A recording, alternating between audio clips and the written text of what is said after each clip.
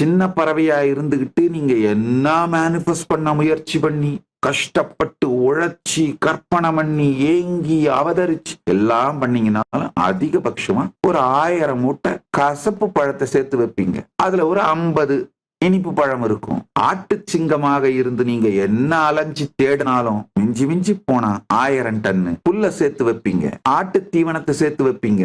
அதுலயே கொஞ்சம் ரிச்சான ஆடா இருந்தா ஒரு 4-5 பெண் ஆடுகளை வச்சுட்டு ஒரு 4-5 தீவனம் விற்கிற கம்பெனிகளை வச்சுக்கிட்டு மத்த ஆடுகளையும் கண்ட்ரோல்ல வச்சுக்கிட்டு இததான் பண்ணுவீங்க.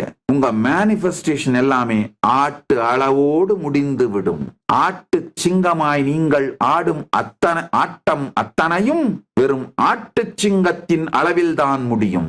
மேனிஃபெஸ்டேஷன் கேமே தனக்கு வேண்டியதை சாதிக்க வேண்டும் என்கின்ற வெற்றி நிஜ சிங்கமாய் மாறி அந்த ஐடென்டிட்டியிலிருந்து ஆட வேண்டிய ஆட்டங்கயா